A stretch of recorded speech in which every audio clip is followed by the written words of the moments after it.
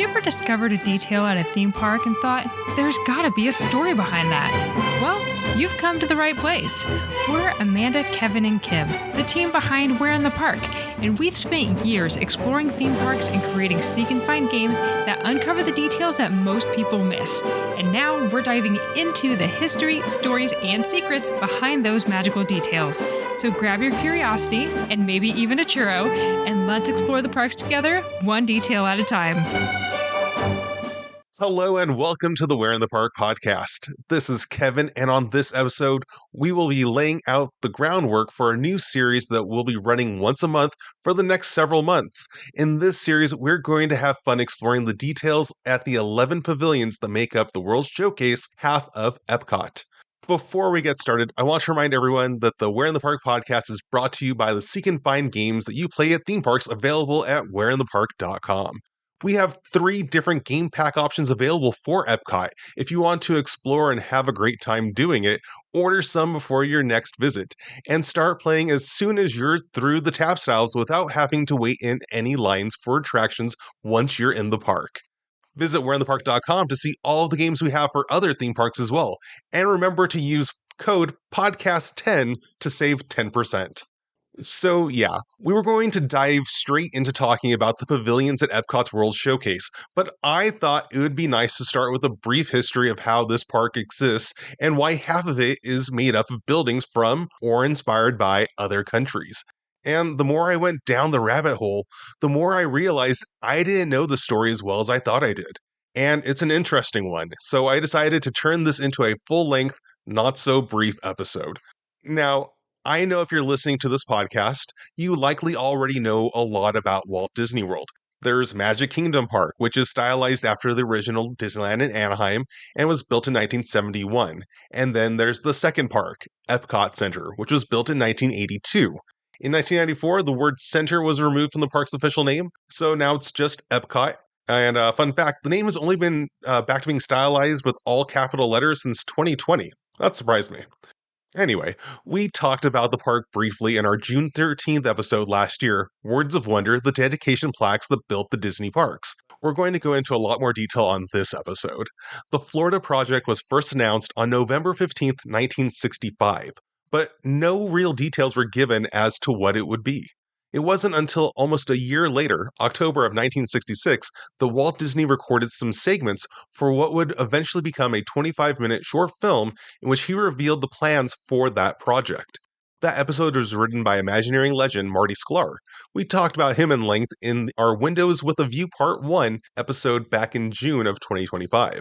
Unfortunately, within a week of recording this film, Walt was diagnosed with lung cancer. By December 15th, around a month and a half later, he was gone.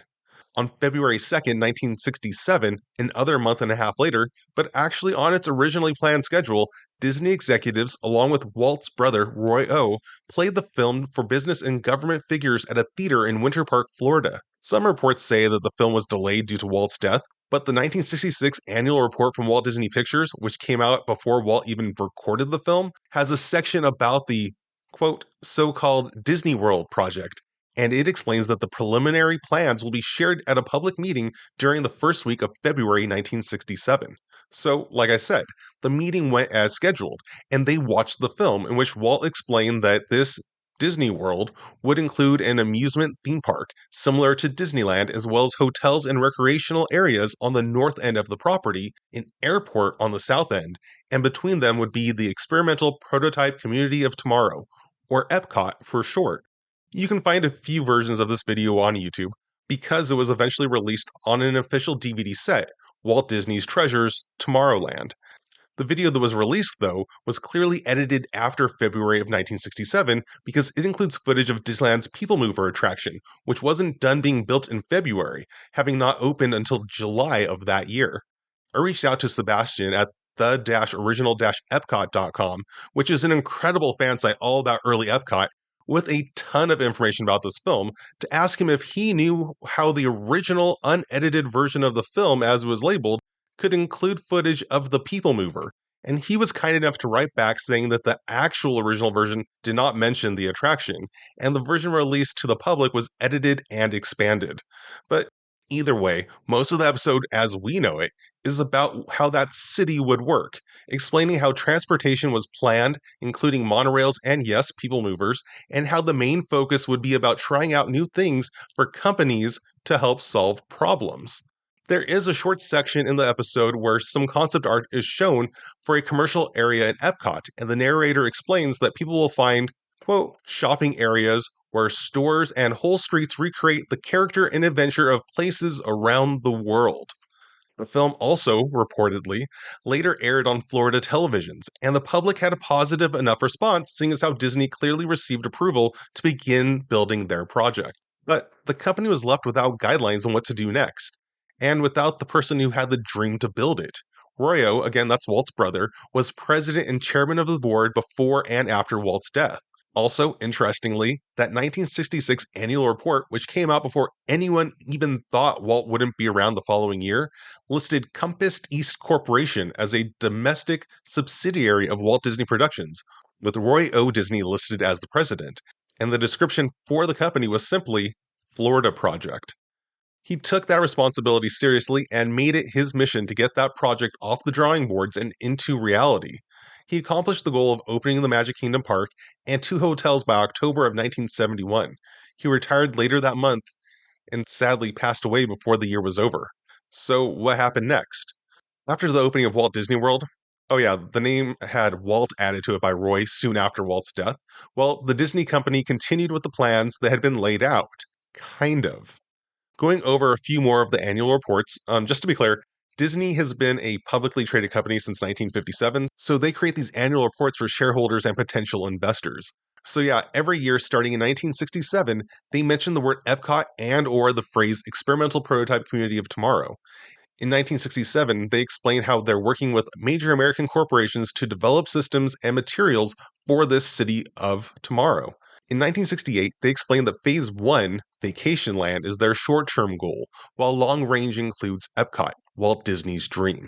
They share that they are master planning to develop the land for future use. William E. Potter is listed as the Vice President of Epcot Planning for Walt Disney World Co.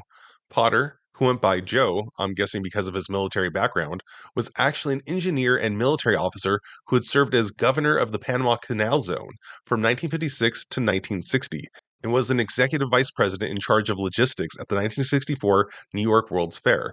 If you've ever taken the General Joe Potter Ferry to or from the TTC to the Magic Kingdom, it was renamed in his honor in 1997.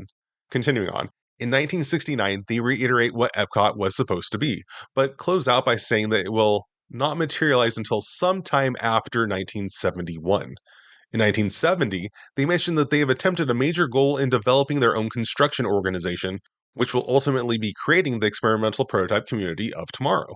Then, in 1971, there's a development in the project. They mentioned that the ultimate goal of the Florida project has always been the development of Epcot, but there's a spotlight put on the creation of the city of Lake Buena Vista. They state that it could eventually serve 20,000 permanent residents, which was also the number of people Walt had said would live in Epcot in the film he recorded shortly before his death. The 1972 annual report kind of repeats 1971, but mentions that 80 townhomes were completed and leased, while another 53 began construction. They make it clear that the city of Lake Buena Vista is a first step toward Epcot. The report from 1973 briefly mentions that WED, that's what Imagineering was named back then, had formed a unit to plan and design work on Epcot. That year, Joe Potter's name was removed from the list of executives. He would retire the following year. The Walt Disney World subsidiaries list of executives, though, had expanded to 16. The following year, in 1974, they casually state that additional utility lines were installed in the community of Lake Buena Vista for future residential development, and that a shopping complex for that community, the Village, was under construction. That's where Disney Springs is now.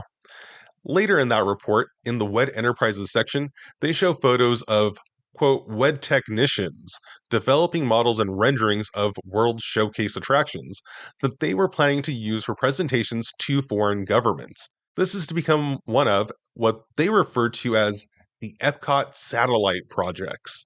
Other projects that they mention are centers for corporate training and industrial research, energy and the environment, design and the arts, communications and the media, educational research, the sciences, experimental and prototype living environments, a health and medical databank, and a major computer center. They do focus on the World Showcase, though, as the first major step for EPCOT. In this section, they include a painting of concept art and a photo of a large-scale model for a World Showcase, which at the time was to be housed within two large, half-circle indoor buildings. They state that this version of the World Showcase would be nearly as large as the Magic Kingdom theme park, and according to the concept art, it was to be built roughly where the Ticket and Transportation Center is currently located. That's the TTC I referred to earlier. It's that area where you can board a monorail from the parking lot to either the Magic Kingdom or EPCOT today. There is a sentence in this section that seems like foreshadowing of things to come, where they refer to World Showcase as an entirely new, quote, center for guest activity that is so large in scope that it will give visitors added reason to extend their stay at Walt Disney World. But yeah, where did the inspiration for this satellite of an international showcase come from? You can actually point back to Disneyland's first year. They had a banner near the front of Main Street, over where the bypass behind the right side of the road is sometimes found these days. Well, that sign read, Site of International Street, grand opening 1956. The following year was updated with a new sign, which now showed the year as 1957. In 1957, though, it was changed to Liberty Street grand opening in 1958, then again to 1959. Of course, we didn't end up getting either of those locations at Disneyland. In 1971, the Imagineers had added Liberty Square to the Magic Kingdom, making the Liberty Street concept a reality. So it makes sense that they would have also dusted off the international street plans to see what they could do with them. There is a post from the official Disney Imagineering Instagram account with a photo of Walt Disney in front of a map of Disneyland painted by artist Peter Ellenshaw that they say sparked the concept of International Street. This idea, they say, led to the creation of International Gardens, a room full of miniature buildings built by Imagineers for the queue of Ford's Magic Skyway attraction at the 1964-65 New York World's Fair, and eventually resulted in the World Showcase at Epcot. There's also a D23 article by author and historian Michael Crawford about the origins of the World Showcase at Epcot that touches on how International Street had actually evolved into a planned international land at Disneyland, which also went by the name Little Europa at the time. But that idea was scrapped when Walt decided to put the Matterhorn in the proposed location instead back in 1959. He also mentions that internationally themed shopping area in the original Epcot designs, and then shares that in May of 1972, Vincent Jeffords, the Disney Vice President of Merchandising and Promotion at the time, had suggested an international exhibit area that could present a permanent World's Fair. And in a few months later, in October, there were reports of an international mall to serve as a theater, shopping, and special event center in the Vacation Kingdom. In May of 1974, a few months before the annual report from that year, Card Walker, then president and chief operating officer of the company, described a permanent international showcase in which the nations of the world may participate on a permanent basis to demonstrate their culture and their products. They had, apparently, decided on the name World Showcase because of a 1966 statement by Walt Disney saying that Epcot would be a showcase to the world. Then in 1975, that year's annual report made it clear that an important decision about Epcot had been made. The report lays out, in a matter-of-fact way, that Walt Disney wanted a community that would never be completed, and that would always be introducing new materials and systems. Card explains that Wet Enterprises and he believe that in order to reach that goal, they must avoid building a huge traditional brick-and-mortar community that would become obsolete as soon as it's completed. So they were going to create a community system oriented to the communication of new ideas, rather than have to serve the day-to-day needs of permanent residents. Meaning, Epcot as an actual city was no longer going forward. He continued on, showing more concept art for World Showcase, while also introducing another Epcot satellite that they had named Epcot Future World Theme Center. In the 1976 report, they showed more concepts that had been developed for those two satellites, saying that they had spent the past year testing the market for their Epcot and the World Showcase. Opening doors from Manila to Moscow. Many paragraphs later, there is a sentence about how encouragement from several major American companies have caused them to rethink their priorities regarding the entire Epcot/World Showcase development, where their original plan was to build World Showcase first. They now plan to build it and other major elements of EPCOT at the same time, declaring the creation of one major EPCOT Center. In this announcement of an EPCOT Center, they explained that guests would enter the World Showcase first, and then climax their visit in the future world. Their words. But that's right, World Showcase was supposed to be the Main Street corridor of EPCOT Center. Also their words. There is a quote from Marty Sklar, though, that puts it a little more bluntly, where he describes this decision as: "We started out with trying to do two projects. One was international, and the other was so called Future World Area. And we found that we couldn't get enough sponsorship for both, so we pushed the two of them together, basically, and that became Epcot Center." The 1977 report revealed Master Plan 5, Epcot Center, Future World, and World Showcase, a community of ideas. This version of Epcot connected Future World with World Showcase, and the gateway between the two, the American Adventure. This annual report was the first time a new concept for World Showcase was presented. Instead of two semicircular indoor buildings, the new idea was to have outdoor buildings that represent each country along the banks of a broad lagoon. This concept was reportedly designed by Imagineering legend Harper Goff. We'll be covering him in a future episode. The following year, in 1978, they announced that they were officially planning to go forward with Epcot Center. They showed concept art that included a parking lot on the north end of the property, a huge sphere near the park entrance, with multiple buildings branching from a hub after the sphere, and then a large round building followed by a body of water with multiple architectural styles of buildings around it. They described the World Showcase's preliminary design concepts for participants in the first phase, including many of the countries that did end up receiving pavilions, plus the United Arab Emirates and Israel, but missing China and Norway.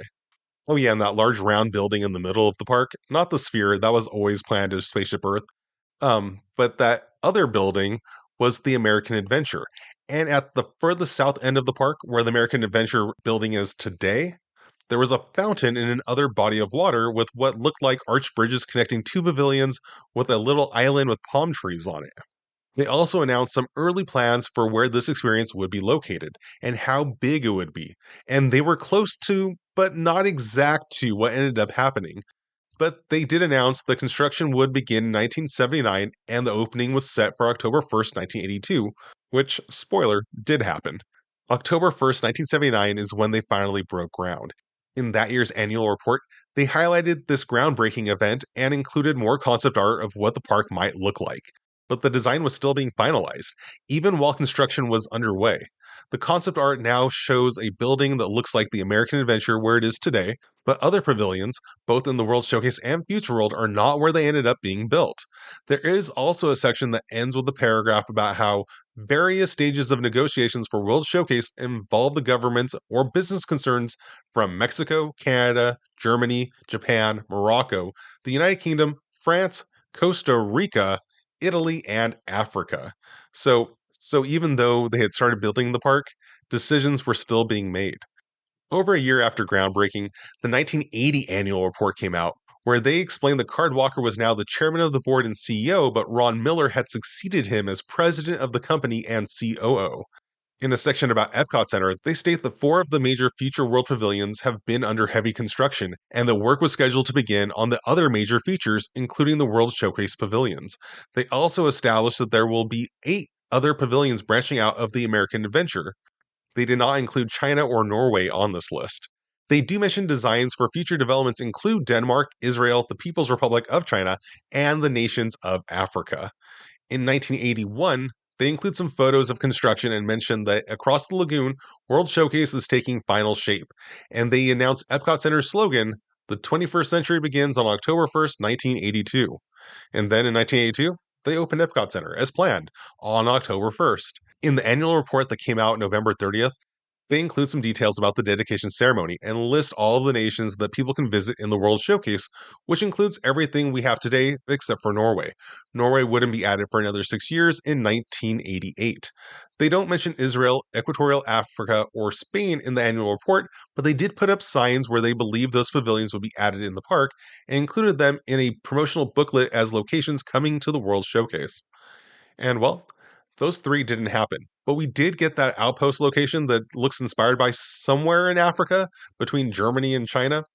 And well, Like I said at the beginning of this episode, starting next month, we'll be exploring the details and secrets of each of the pavilions that are in the park, and we hope you're excited for it. Remember to subscribe to our podcast on any of your favorite podcast locations to make sure you don't miss an episode. If you learned something new and had a good time listening to this episode, please leave a 5-star review on Apple Podcasts and Spotify to let others know we're doing something fun over here. Also, if you have any information or photos that you would like to share, please join our free private Facebook group, Where in the Park Explorers. All right, well, that's the story of how we got EPCOT and its World Showcase. We can't wait to dive deeper into the stories and secrets of each of the pavilions. For now, though, this is Kevin signing off for the Where in the Park podcast. Until next time, we'll see you somewhere in the park.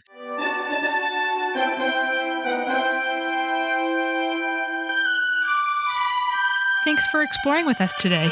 If you're ready to take your park experience to the next level, check out Where in the Park Games. They're self-paced, seek-and-find adventures designed for you to experience the park in a whole new way. Whether you're visiting for a birthday, a family gathering, date night, or even a solo trip, you'll be searching up high and down low for the details found in the park's theming. Get ready to discover a deeper appreciation for your favorite theme park with a Where in the Park game and take 10% off your next adventure by using code PODCAST10. Which park will you explore next? Until then, we'll see you somewhere in the park.